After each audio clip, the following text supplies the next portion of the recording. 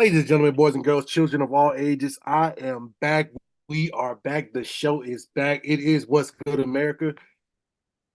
I'm in a better place. Okay. Um, And uh, I'm sipping wine gloriously in my blue with no maize. we've talked about it. I'm unshaven, I'm unkept, but we talked about it. I'm in a better place. I'm sober, so I felt like the therapy session earlier helped. I'm not healed, but like I'm moving in a good direction right now. So us coming back to you with a part two is only more therapy for college football and therapy for myself. So I what we would say before we go, let me ask you this. Do you wish that Alabama would have played Texas or Washington? Do you feel like if you'd have played either one of those teams, Alabama would be playing for the championship? I feel like if we would have played Texas first, whoever we would have played next, we would have lost to because every last bit of emotion would have been into the revenge game and beating Texas. And literally, not to give a very crass term that gets used, but we would have shot all of our energy out at that game, and there would have been nothing left for the eighth. So Michigan, perfect game, well, perfect opponent. It didn't work out the way it should have. Roll Tide. It is what it is. Bama South and all that good stuff, but it is what it is. Like I said, I'm healing. I'm growing. I'm an adult. I'm growing. With all that being said, folks, I, welcome to I Welcome to America. yeah, I hope that when you drop these, I hope you drop them within like 2 minutes, like Oh yeah, 15 minutes. Let that first there one is roll. going to be back to back. I'm like I said, I'm healing.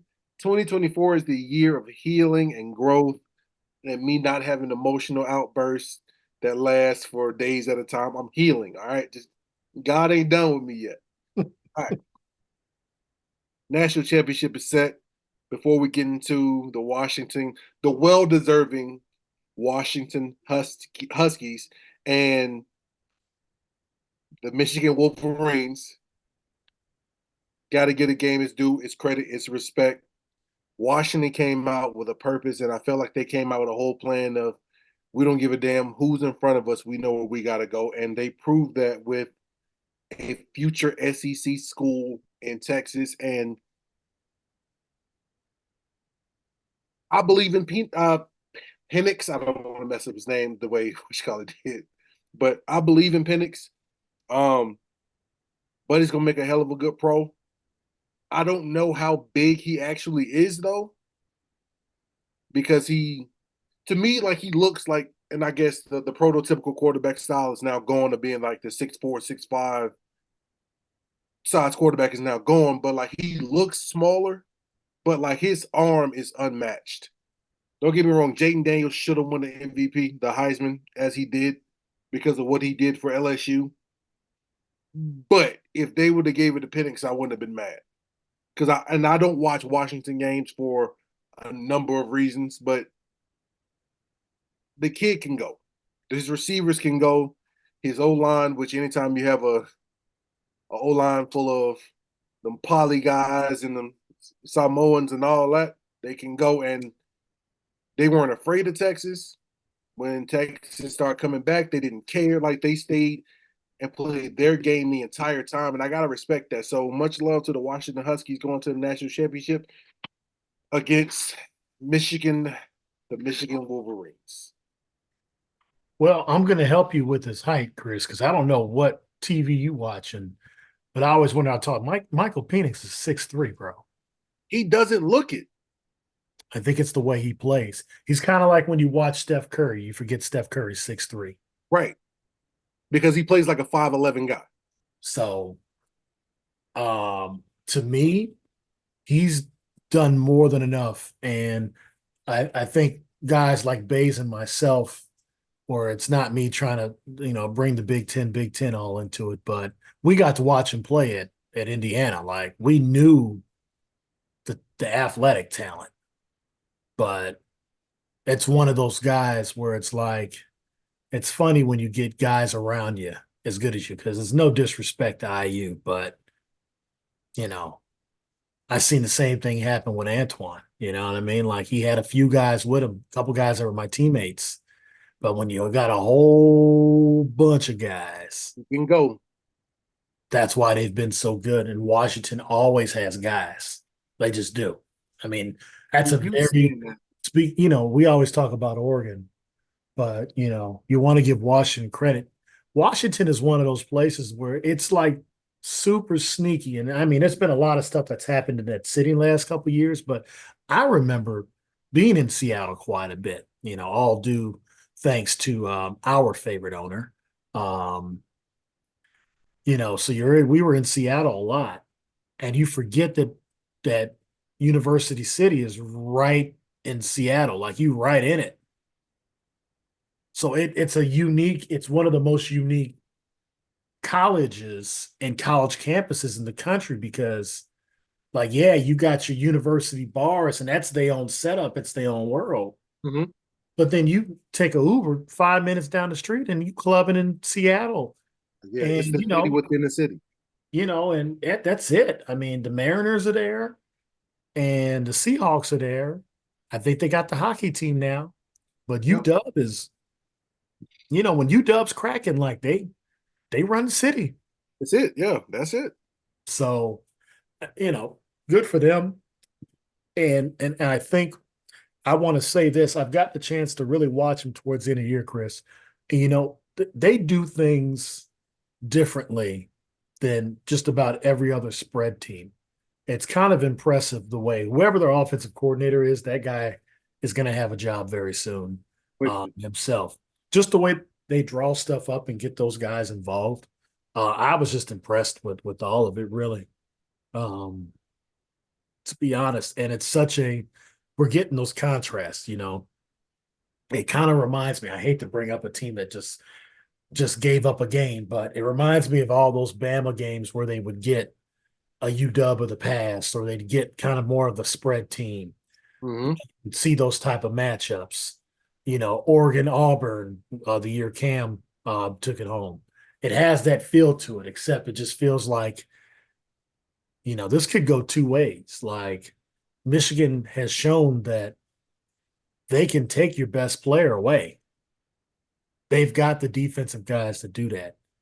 I mean, I didn't hear Burton's name called Jordan that game, and he's one of the top three receivers in the country. In my estimation, one of the other two just happens to be on this team that's playing a national title, and then Correct. they got two other guys that can go. You know Can what I go. mean? I mean it. You look at them; they have an eerily similar feel to LSU 2019, but they're not that. Yeah, yeah, yeah, That team yeah. is obviously in 2004 USC, 2000 Miami, Yeah, 2009 Alabama when y'all had Julio, yeah. And like Mark the 99, Ingram, and 2000 Calvin Florida State Ridley, and Amari team. Cooper, Yeah, like that, and those teams in our history, and the 99 Florida State they, Seminoles. I could just keep going. yeah. 96 Gators. The I mean, there have been 2000 some Raiders. Yeah, teams where you just like, man, you can't touch these guys. So like nowhere on the field, like everywhere in the field the is a guy. dog. Yeah. So I love it, man, and I give Texas a lot of credit for fighting. And it's funny how we talked about the quarterback stuff. I am actually shocked that Arch Manning did not come in that game. I'm glad you said that, which I'm brings me to shocked. this problem now for Texas. Well, it's not a problem. He's the Oh no, starting quarterback next year. it's a problem. Quinn Ewers is coming back. And then you still got Arch. And then I don't want to refer to him as the black kid, but like the second string quarterback, the mobile quarterback, I guess that kind of describes him as a black Yeah, kid. you just called him a But black kid anyway. yeah. But Terrible. the second string quarterback is there as well. That room is now too full of quarterbacks. Now, this problem usually works its way out until somebody's going to change positions or somebody's going to redshirt. You already did that to both the backups, and then you signed another guy to come in as well. Now you got four guys competing over essentially two spots. And let's be honest, the backup, the I wish I knew this guy's name, but, but the black quarterback is probably the odd man out. he can probably go to Ohio State and be a drop and play guy because Ohio State loves quarterbacks like that. I love how you're sending every black quarterback we talked about on the show tonight to Ohio State. I mean, Ohio Hey, State, Ohio State loves the hey, brothers. hey, you hilarious, bro. Hey, Ohio State had black quarterbacks before it was cool to have black quarterbacks, dude. Like Ohio State loves the brothers, but I feel like the second string guy's gonna be the odd man out, and then Arch is there now. I don't believe in Arch as much as everybody else does. I like him. I believe in the pedigree. I don't think he's a Manning though, but from the small sample size that I've seen, that's what I'm basing everything off of. And then you got another 5-star behind him that's coming in that probably came in January. You're entering that realm with Sarkisian because he's never had this problem as a head coach. As an assistant coach, yeah, you've had this problem because you were with Alabama, you were with other schools that had this problem, but you were never the guy that had to figure it out. Now you're the guy who has to figure out what to do with all this talent that's commanding all this money. And Dion said it best pretty much. You got 18 and 19-year-old kids deciding if they're going to be faithful to a program that won't be faithful to them. So Texas is running into that problem of like, all right, what do we do with all the wealth? Because you can't make everybody happy. And this is the wrong time to not have all bullets in the gun going into what I feel like next year is probably going to be a decent year for the SEC. And you got a target on your back instantly because you should have been an SEC school a long time ago because the Southwest Conference was nothing but the SEC before the SEC. Anyway, you're coming into it and you got a target on your back because you're going to be seen as one of the top dogs. So a good problem to have, but a problem nonetheless. Yeah, and I don't really think it's a problem. It's no disrespect to Quinn Ewers. If I were him, I'd enter the draft this year. You Personally, already said I would. no. I would go because I don't know. I don't know if it's going to get any better. It's not. Like sometimes you just gotta go on faith, and then you got to go out there and he's just got to test his butt off and try to be a day two quarterback. Obviously the draft is filled with them this year, you Mm-hmm. know, and it's one of those things to where I look at it and I go, he's the type of guy to me because he's already transferred once. This is he's the type of guy that could maybe benefit the way Bo Nix has played himself into being a draft pick. Bo Nix wasn't even a draft pick No, until this year. nobody wanted backyard ball. And he's a guy that could benefit from a team where he can go make a parallel move to somebody that doesn't feel like they got the quarterback, and he can go up there and just go put up some numbers. Go be like Bo Nix. Maybe it's a completion thing like that. That completion thing is what is really got him going. It's like, oh, he fixed it. You Because know, nobody thought Bo could actually like dime it out there and throw like that. because for dude, that position, and I've seen it on my own team. I've seen it happen to my own team, and it effectively cost us some wins.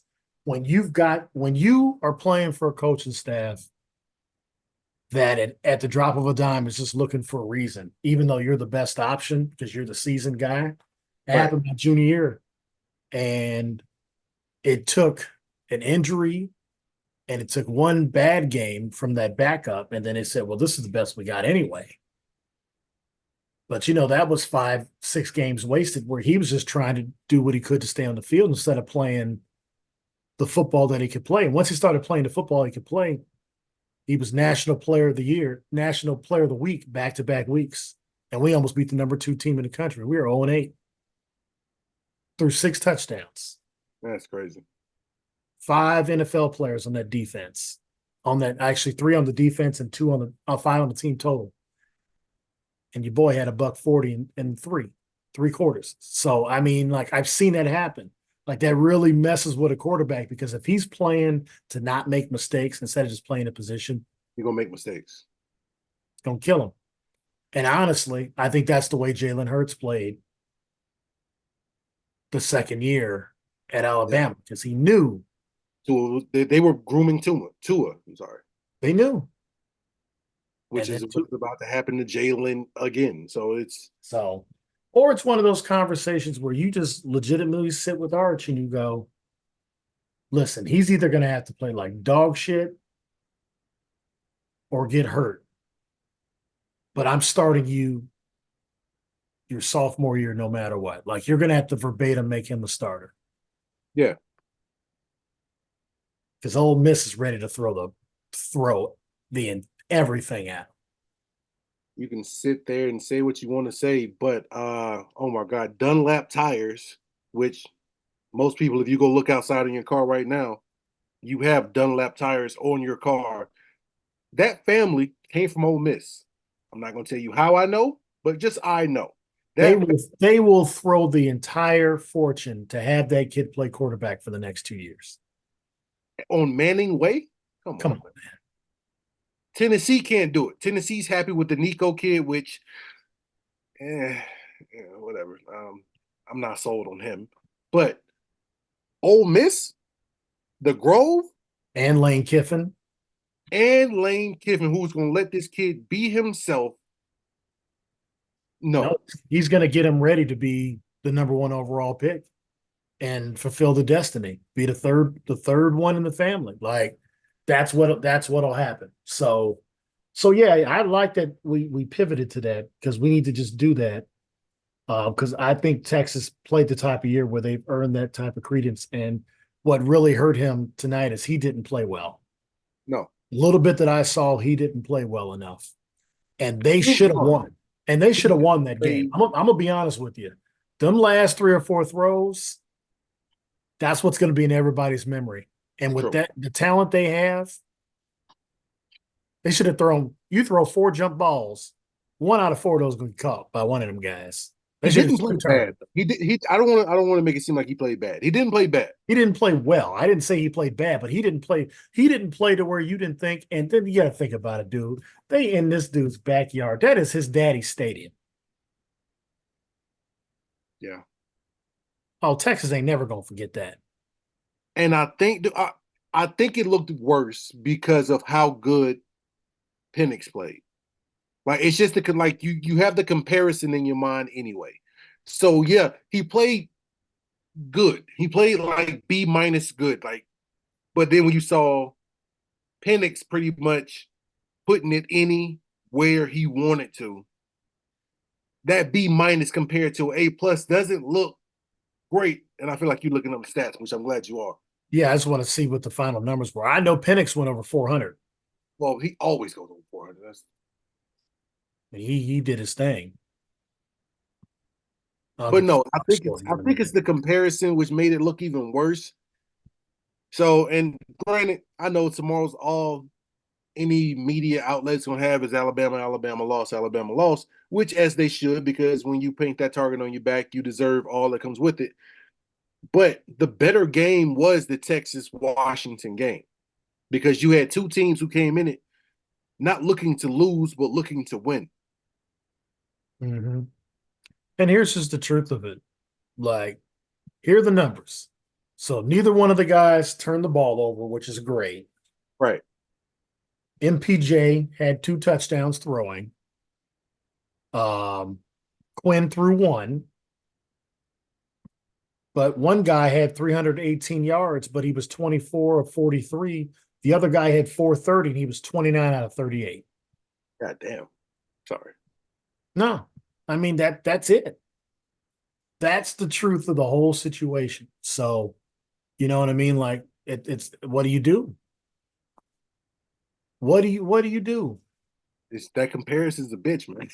I'm just gonna call it that comparison something else. Like that those numbers from yours against anybody else, any other quarterback, is a damn good game.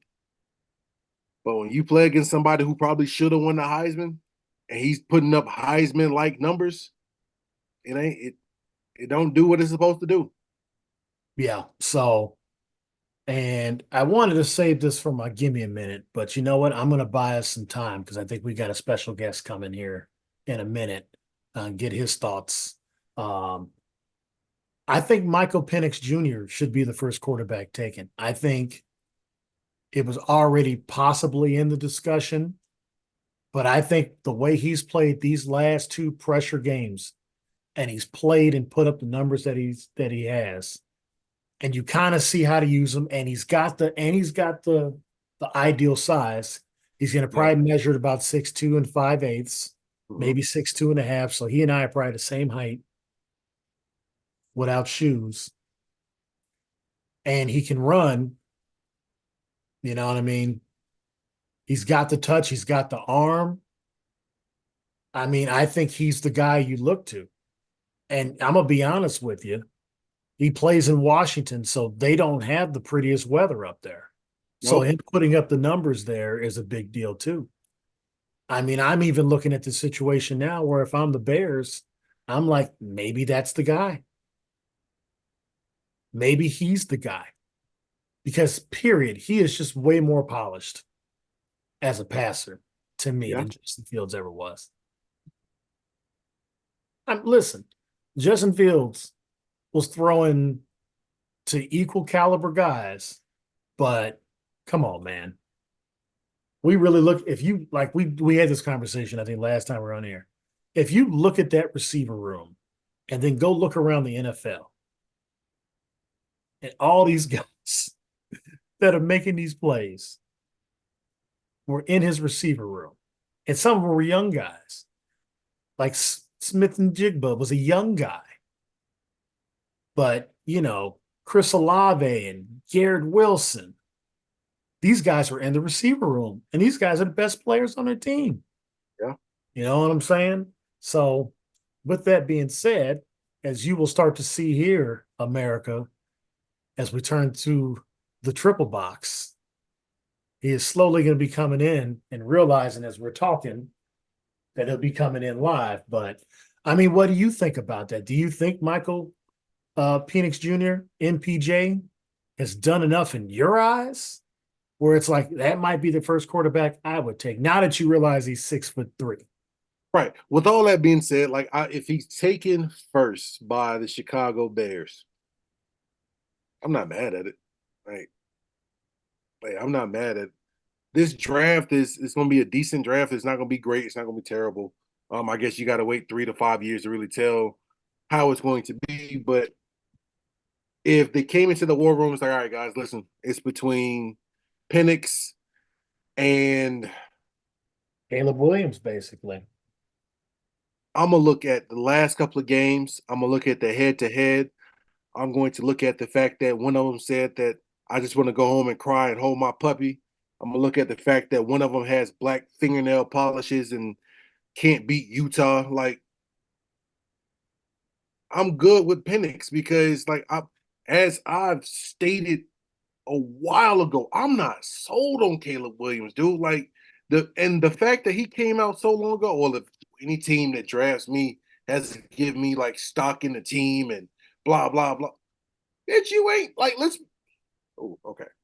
Let me get back to the healing me. You didn't start at Oklahoma. Granted, you probably should have. Spencer Rattler's not bad. It's just you were better. You did your thing at USC because you had a great coach that gave you the keys to the kingdom and put you in a Lambo day one and just say, hey, go straight. Towards the end of the season, it was some curves and turns. And then that next season, when everybody was like, all right, this cat can go, there was more curves and turns. And like you didn't look like a number one pick. And then in your losses, you really started to show that you weren't a number one pick. Like, and that's the thing. Like everybody looks great in wins. The losses is what most people, when it comes to quarterback, that's what you get judged on is on your losses. And some of the asinine stuff he was saying during these losses was ridiculous. Be honest, you got outplayed, and when you played against Shador Sanders, which Colorado is a subpar ass team. Now, don't get me wrong. Like I was ready, and I'll have my Louis Vuitton luggage and all that with Coach Prime for most of the season. But Colorado's average at very best. Like they got some bright spots, and I don't give a damn what nobody say. You can go and get a whole O line out of the transfer portal. That shit ain't gonna work. But you got outplayed by Shador. You weren't the best quarterback in your conference or your division. So Penix, yeah, I guess I'm talking myself more into, yeah, please go get Penix. Like, especially if he goes out and put a show on in the Natty anyway. Yeah, it's one of those. It's such a win-win for him. All he has to do is do what he's continued to do. That's it. Keep the turnovers to a minimum. Be a guy that can. And here's the other thing about a guy that runs the way that he can run. He only had 3 official carries, but they were 10 yards a pop. We would That's need. that's the dream of an NFL guy. Is well, he's got the elusiveness, but he wants to win from the pocket. It's what Lamar has figured out, even though he's still running for Oh, 800, 900 yards. But that's Lamar has figured it out. Is like, well, this is still my superpower. But now I got some guys. yeah, that's not fair at all. Like with Lamar, so that's ridiculous. That's Madden back in '04 when you could just put Vic back there and you can for your friends wouldn't let you play with the Falcons because it's not fair. So no. Yeah, I'm okay with Penix, man. Like I think Penix is like the way to go in Chicago because y'all are gonna have like 2 top 10 picks, right? I believe, or like a Yeah, we top. do. We got the one. We got the number one pick. Um, um, from Carolina, and then we got our number one pick. Right. And well, y'all pick is probably closer to the teens now, isn't it? Because y'all like at like 6 or 7 wins. Yeah, but I mean, still, essentially, it's still 2 number ones. Still got yeah, you still got a high first round pick.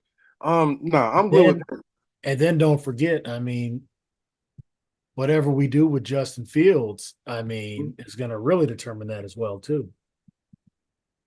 So, oh, he fell out there. So yeah, no, he was trying to get in. It wasn't for some reason. So, hopefully, to okay. let him back in. But so I definitely want to get a few words from him because he put in the effort. Um, So who you got in the natty, man? oh, so you just want to do this tonight? Okay, I thought We we ain't got to go all the way into it. I don't need all the detail. Just give me I got and man, I'll look, I don't have a horse in the race, which makes it really a lot of fun. You know what I mean? And I think just the reality of why is this not, man, this is so crazy. Um,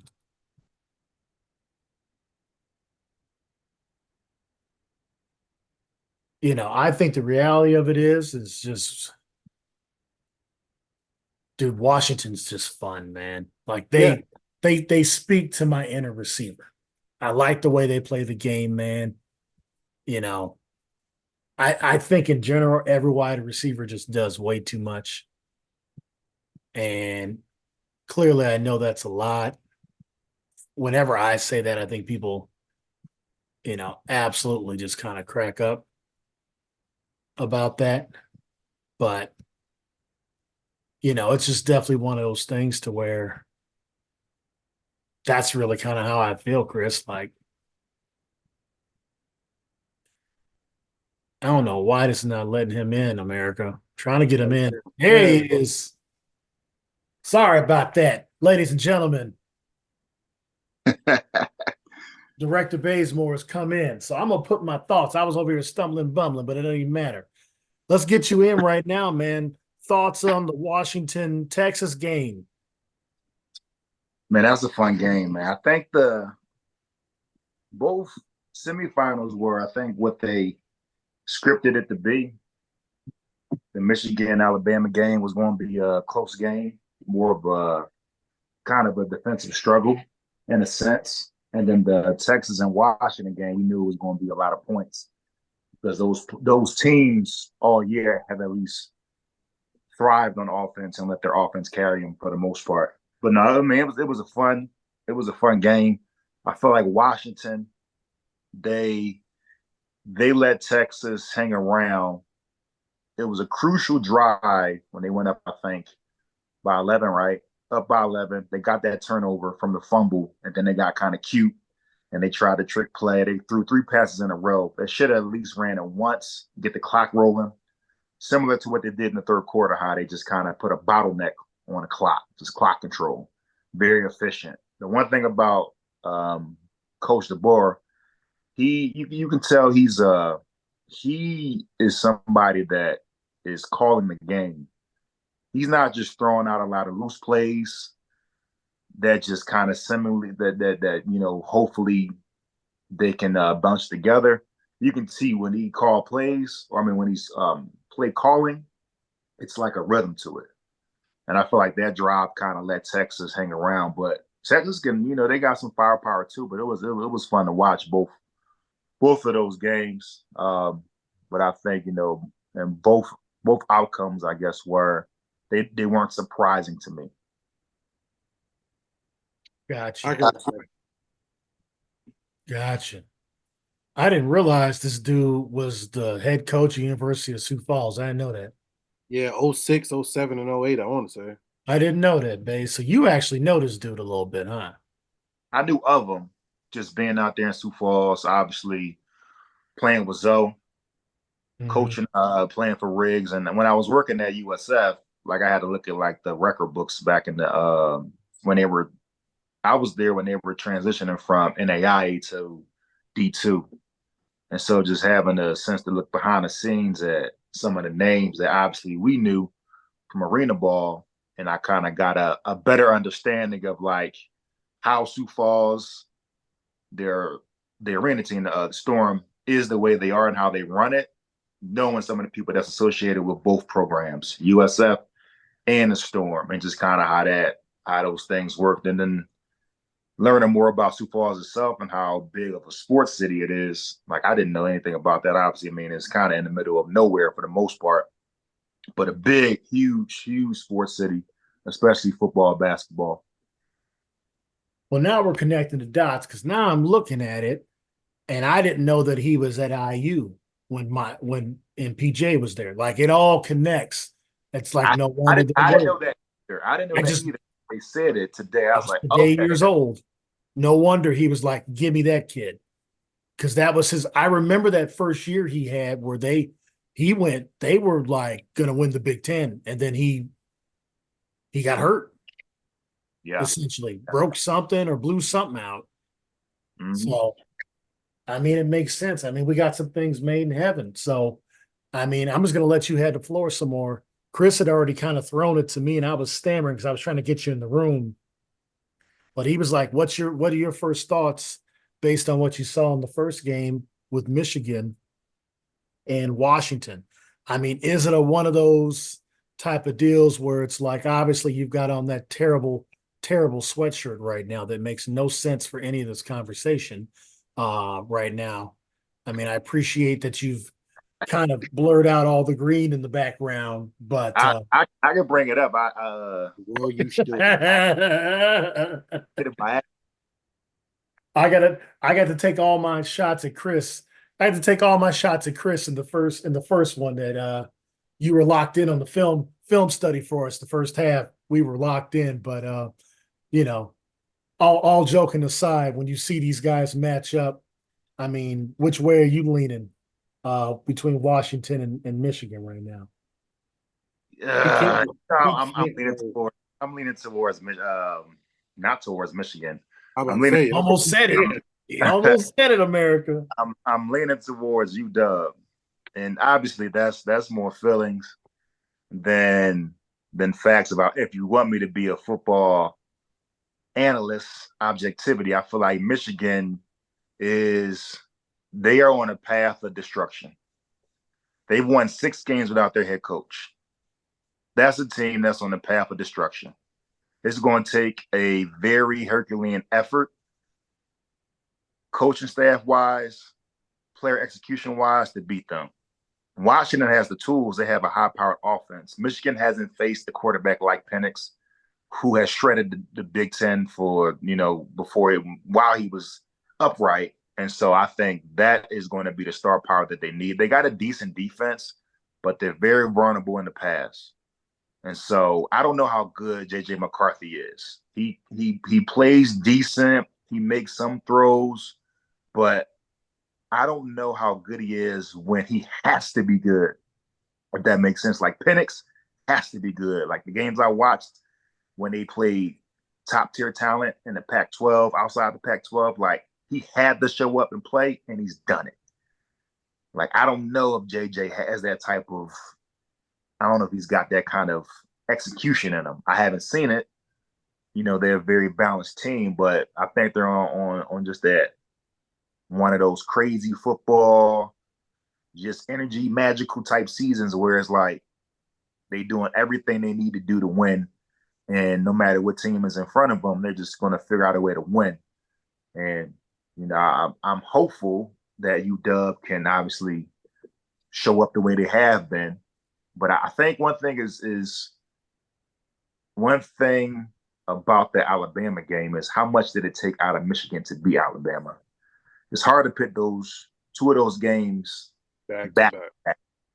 I don't know, outside of Edwards being hurt for Washington, number 7, their running back, the bell cow, which is going to hurt them. Mm-hmm. I don't know how much Texas pushed them where they like, damn, that was a tough game. I think that game was pretty on par with what they've done this past year. I think they've had a tougher test versus Oregon, those two games that kind of pushed them. But I don't know how much Texas really pushed them. They challenged them, but it wasn't just like, man, like I got to go home and kind of getting in the bath with some Epsom salt for a minute and kind of regroup a little bit. Like that was a tough game. I don't know how tough of a game it was for them just looking at it. I'm gonna agree with you, dude. Like, and here's what I'm gonna say about 7 being hurt for Washington.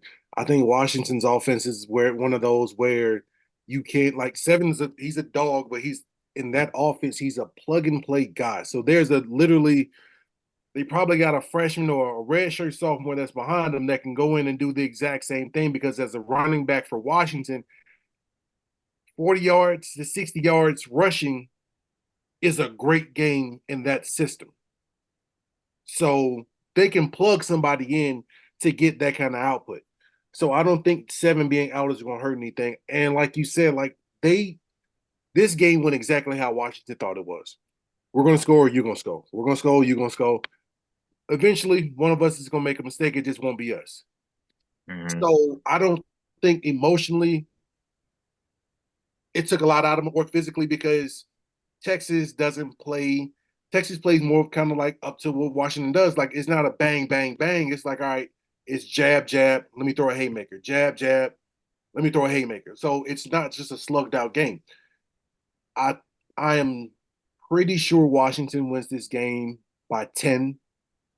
I don't think quarterback to quarterback. I don't see Penix like I don't see Penix pretty much blowing yours out the water and then going to JJ McCarthy like, all right, well, let me essentially come down to his level because then this isn't an Alabama thing at all. I haven't seen JJ McCarthy do anything this season where it was just like, damn, that dude's a quarterback. Like, don't get me wrong, like the kid can play. He does what they need him to do, which is what any quarterback should do. But I don't look at Michigan like, all right, they're elite at quarterback, and this kid will be the reason why they win or lose. He's a facilitator, which is what a quarterback should be. But in my opinion, and I preface it with that, like he's not elite in anything that he does. So I got Washington.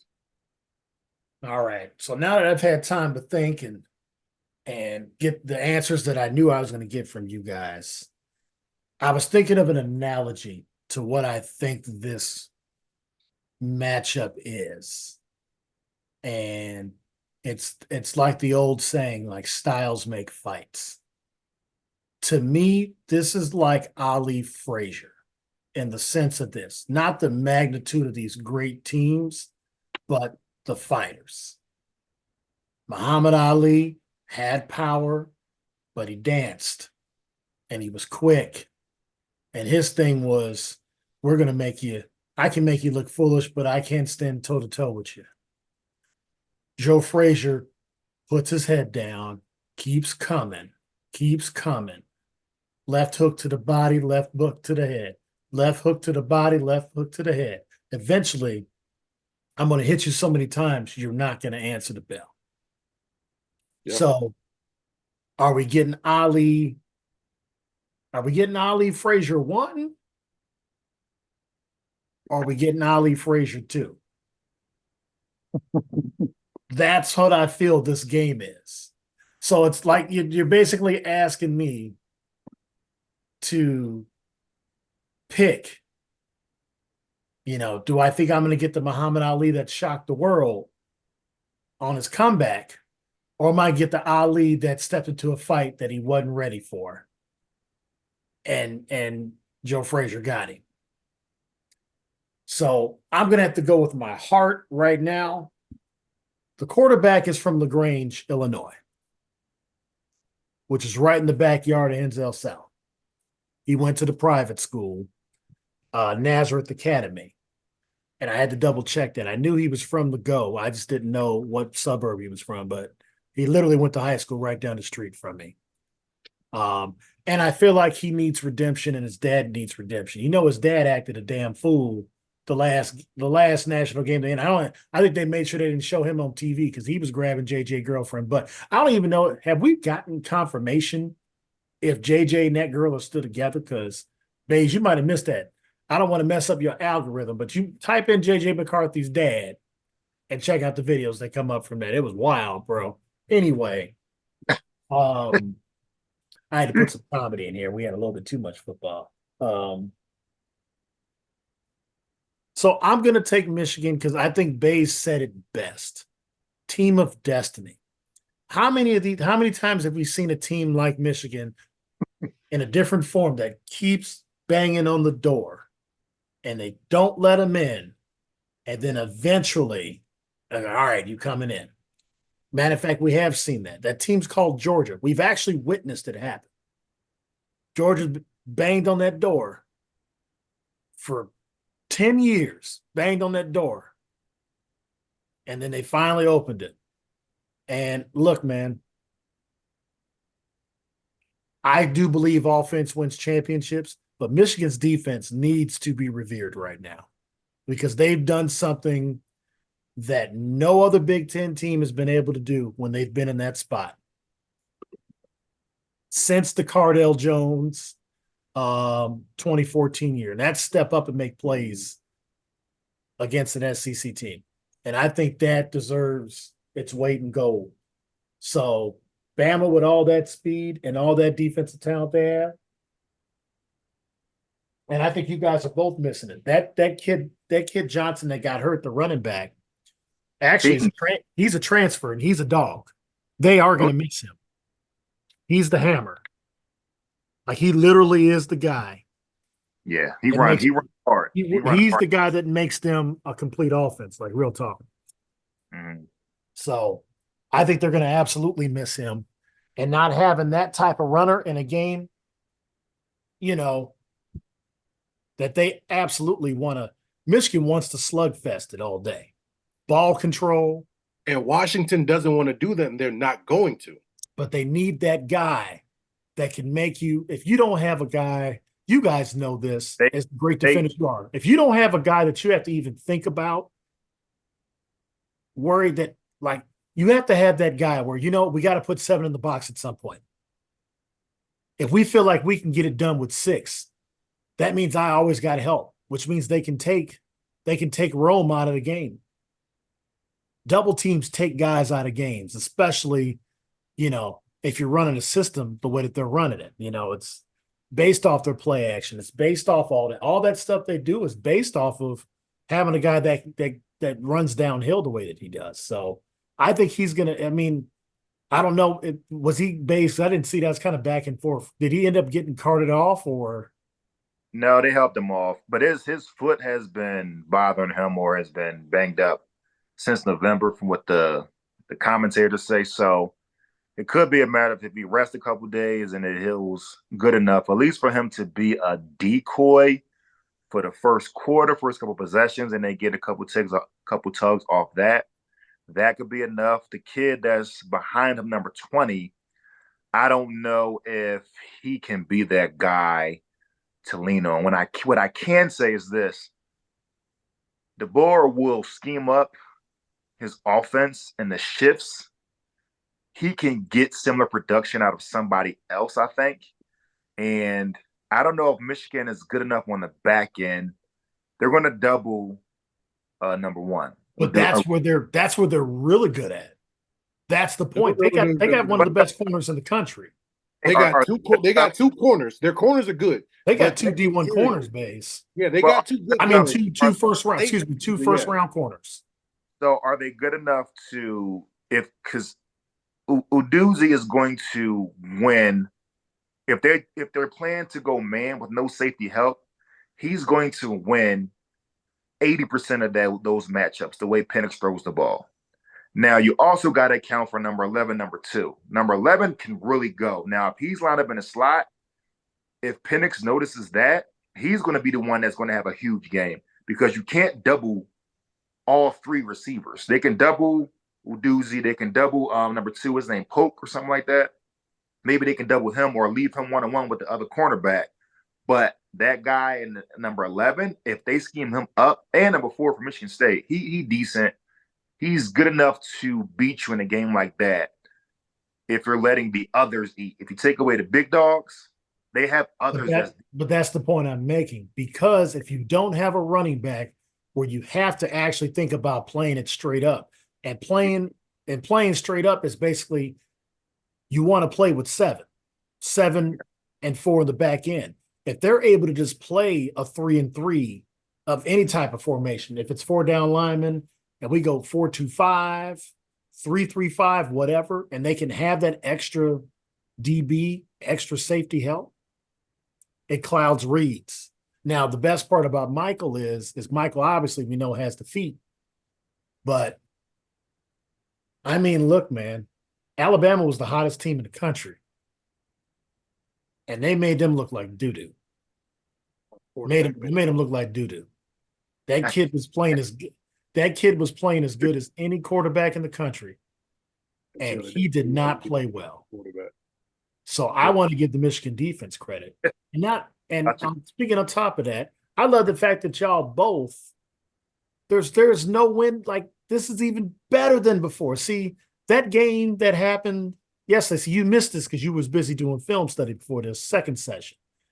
That game was a lose-lose for y'all anyway, because there's no way you wanted Michigan to win, but you hate Alabama the same way, Bays. So no matter what, it was a loss for you because you'd have to deal with Turner because Turner lived down the street. And then for Turner, it was, well, what if Michigan does pull this off? And now he's miserable.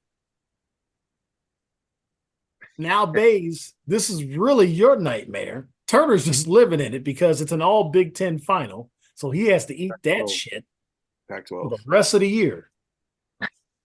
So, Bays, your only hope is you need Washington to win. So it's like, hey, the Big Ten won.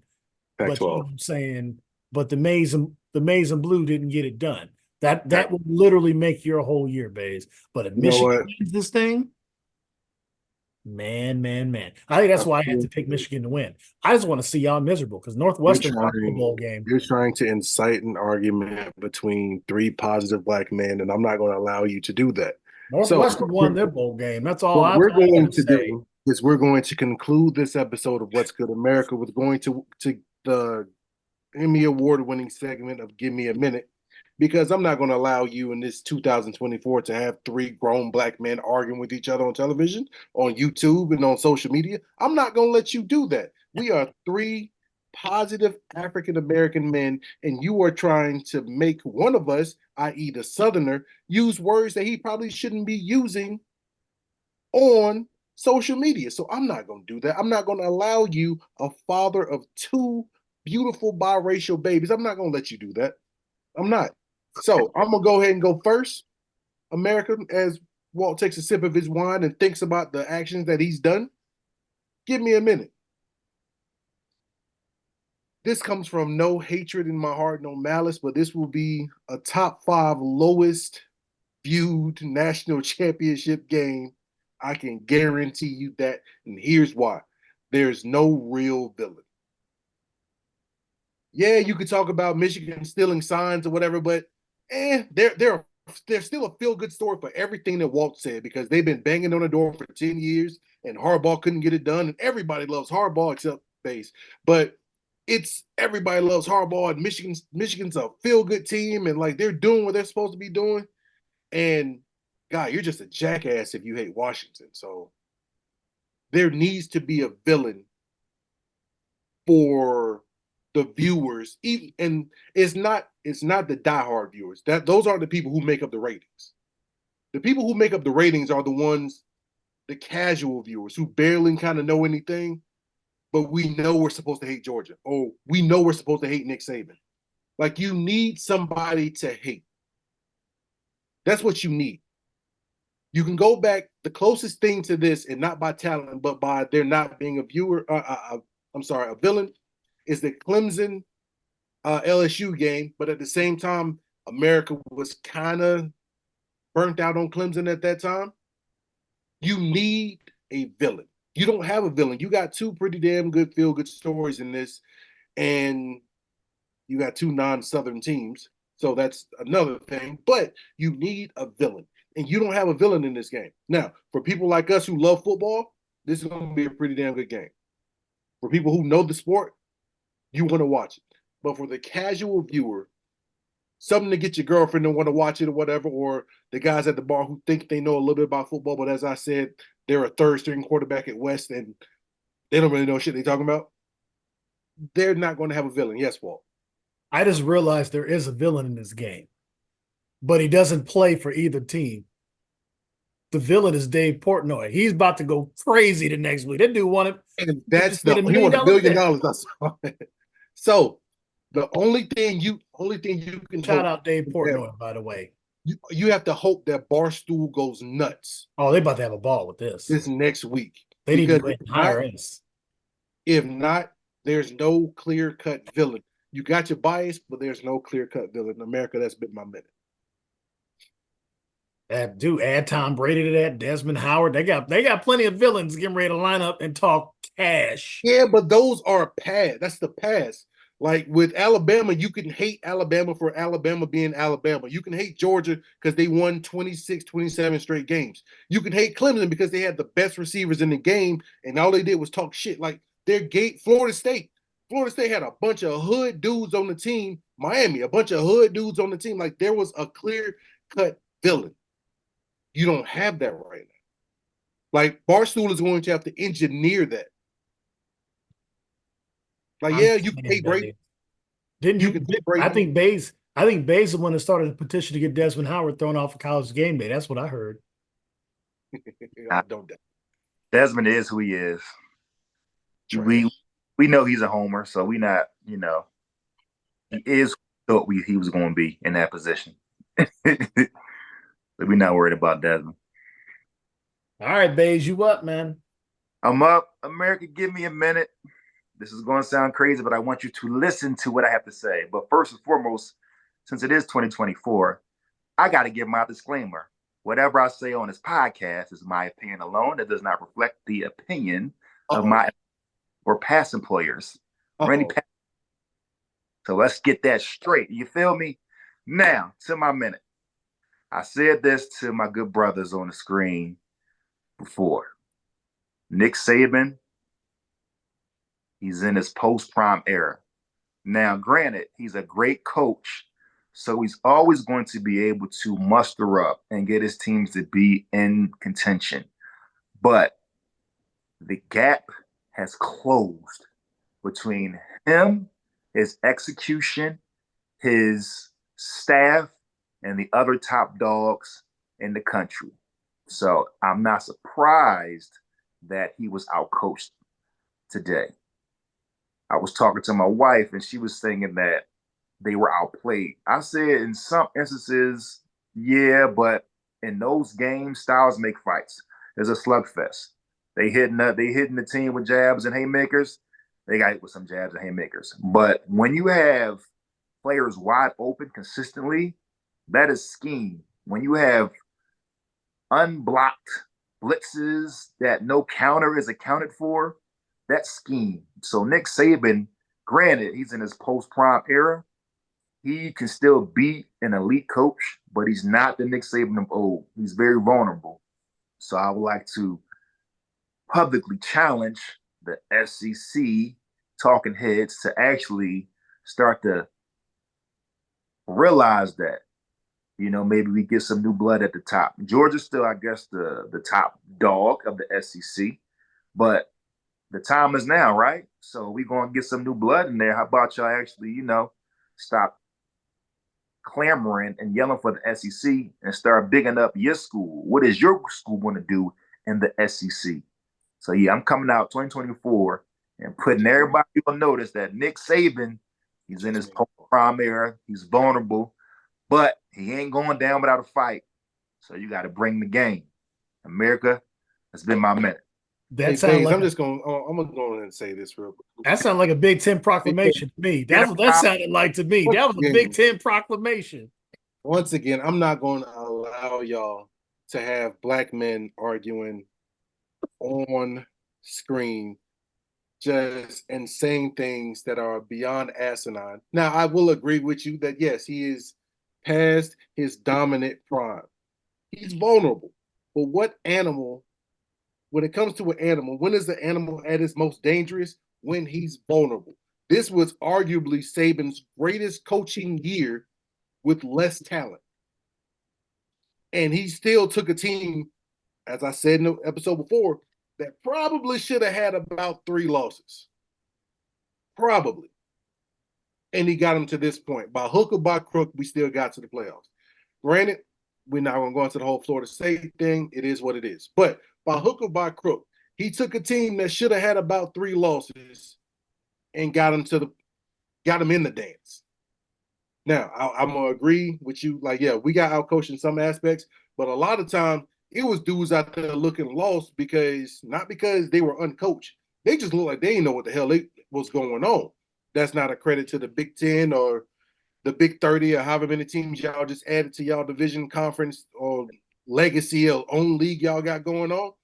But we got outplayed. And it is what it is. Well, I know you got something you want to say, but an animal is at its most dangerous when it's perceived to be vulnerable. Because I can bring you the whole Christopher Walken speech when a lion's sitting there and the hyena starts circling around and all that. I could give you that speech, but we not. Walt, please go ahead. I mean, if you're gonna give me animal speeches, it can only be from Snoop Dogg narrating Animal Planet. I mean, that's the only way that's gonna work for me. Is that an otter? Is that an otter? That's a otter. Look, man, I'm just gonna let that go. I've already been on that Nick Saban train a long time ago, and I have beyond explained to you that it's over. But that's not where my point's going. So I still got a little bit of the good stuff left. So America, give me a minute. Well, as you can see, America, I'm back on the wagon. Let's start there. But I want to talk about something that I know we did a whole show on probably about a year or so ago. That I can relate to what's happened tonight, but just something I'm noticing in a great player. And I want to explain to America what's happening right now to a guy that's basically on your screen everywhere you look. And he's become, by hook or crook, probably the most popular athlete in the world. And his name is Travis Kelce.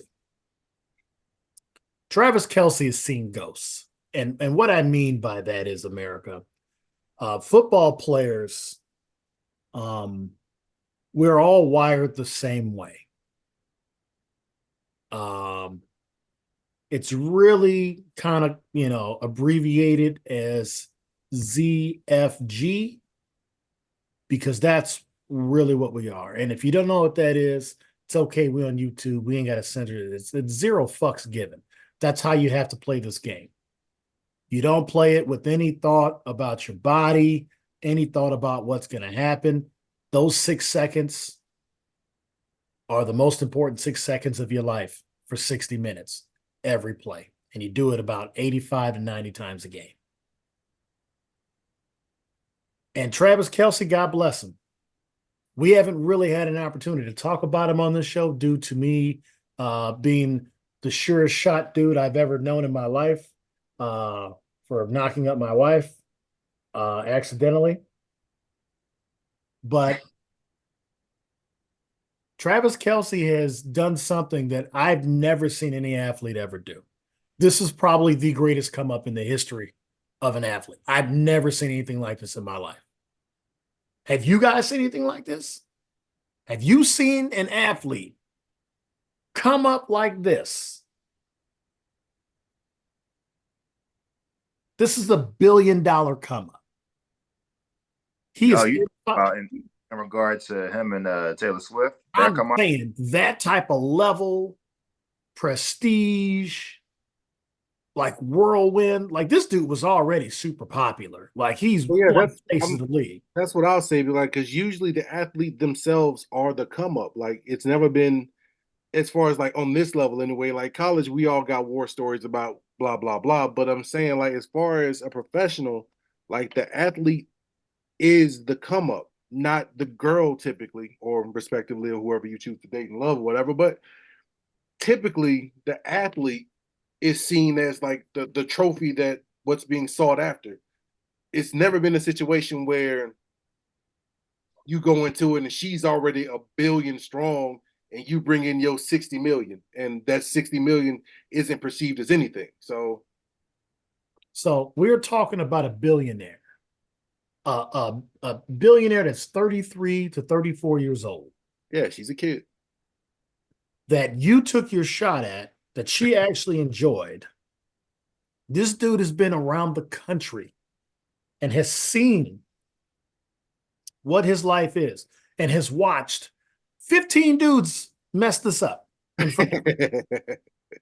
John fucking Bear. She has 10 albums, which means she has 10 boyfriends that have messed it up. You understand what I'm saying? Failed relationships. You understand what I'm saying? So he's seeing ghosts because he realizes at the end of the day, and this is a guy that has played, he's 35. Like he's not young either. He's on the downhill. He already knows he's a Hall of Famer. He's been called the GOAT by some guys that have been called the GOAT in his position. Mm-hmm.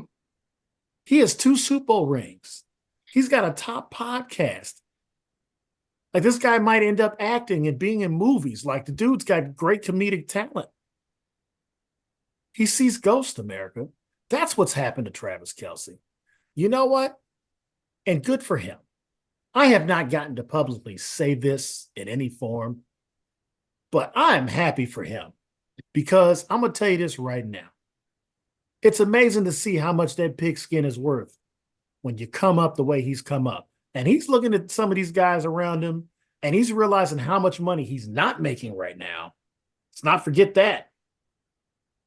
He took a homer deal. And listen, it was all good. They won the title that some people felt like, you know what? They won it. And now you're seeing the reality of not having Tyreek Hill. And he realizes how hard it is to beat double teams every single play. And on top of that, he's in the run game. He's got a block. So Travis, 87, I salute you, man. Because I'm pretty sure you're retiring at the end of the year. And rightfully so. Oh, and so you think he's gonna walk out with his think he's done.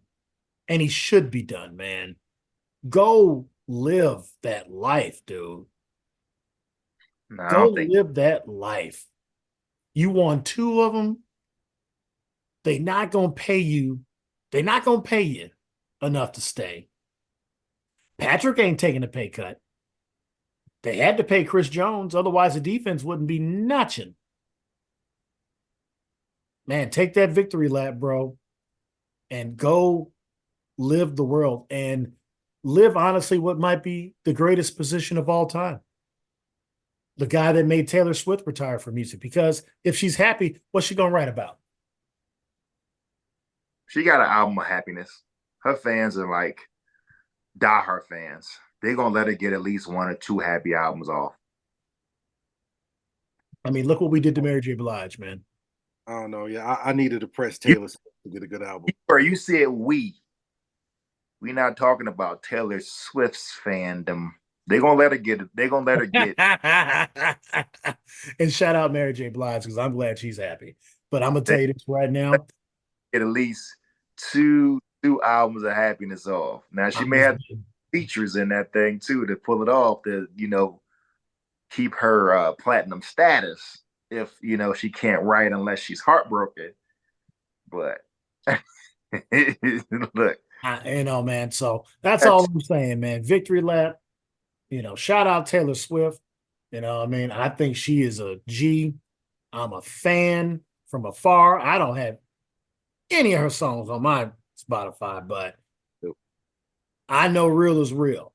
And Shake It Off actually was my guilty pleasure song when it came out. That was my jam. So I want to shout her out. I want to shout out Travis Kelce on having a hell of a career. But I do have to say this. The way that this season went, I don't know if we can call him the GOAT tight end. I think that's going to be open for interpretation. But Yeah, with that being said, America, that's my minute.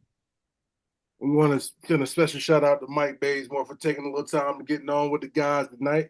Big Water, always appreciate you. Thank you for the therapy session earlier, because I was real close to not committing Hey, mass murder. Paige, you might want to go watch the first 5 to 7 minutes of that one back once it hits YouTube. It'll be out. Yeah, It'll be that out. one. But I appreciate the therapy session. Big shout out to Rebel Coffee, Knockout Smoothie, 9 Round Fitness, Knockout Lifestyle, Screwball Whiskey.